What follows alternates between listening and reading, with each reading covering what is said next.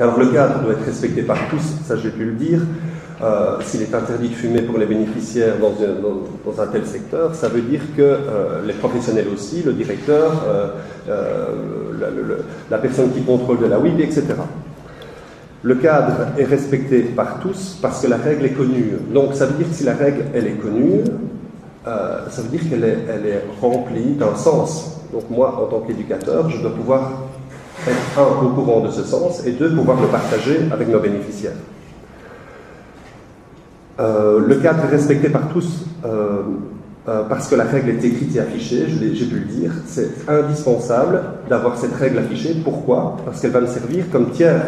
Ici, dans le cadre du séminaire, nous avons un tiers et ça pourrait être considéré comme le cadre, puisque je m'appuie sur ce que le slide peut dire. Même principe au niveau du travail en institution, ce n'est plus moi qui te demande de faire ça, l'éducateur. Moi, je suis payé pour faire appliquer la règle qui se trouve là contre le mur. Donc, à un certain moment, ça m'évite de me retrouver... Si quelqu'un doit ramasser une barre, ça ne va pas être moi. Ça va être le cadre qui va être cassé. Ça va être, dans l'institution où je travaille, de temps en temps, il disparaît. Donc, voilà, ça, de manière symbolique, les gens peuvent s'exprimer à un certain moment en disant « je ne suis pas d'accord avec ce cadre ». Le cadre est respecté par tous parce que la règle est défendue par une équipe et non par la force. Là, on a un exemple d'une institution dans laquelle on est allé, et c'est assez courant dans les institutions qui travaillent avec des adolescents d'ailleurs, des jeunes, parfois c'est 6-18 ans, voire jusqu'à 21 ans.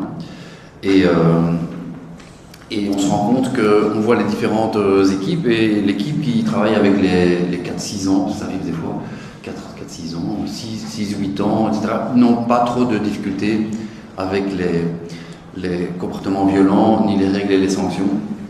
Alors s'ils utilisent par exemple le fil dans ta chambre, je prends un exemple de sanction, s'ils utilisent le fil dans ta chambre, le petit gamin qui a 7 ans, 8 ans, il dit non, l'éducateur le prend, le monte, et puis le problème est réglé.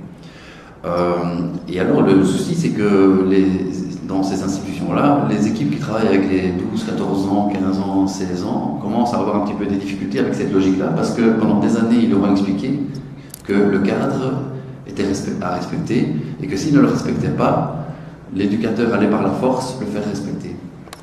Et donc ça c'était un gros problème, parce qu'à un moment, l'éducateur n'arrive plus à le faire par la force. Alors on se retrouve dans des institutions où il n'y a plus que l'un ou l'autre éducateur qui est encore en mesure de faire appliquer par la force, et tous les autres ne peuvent plus.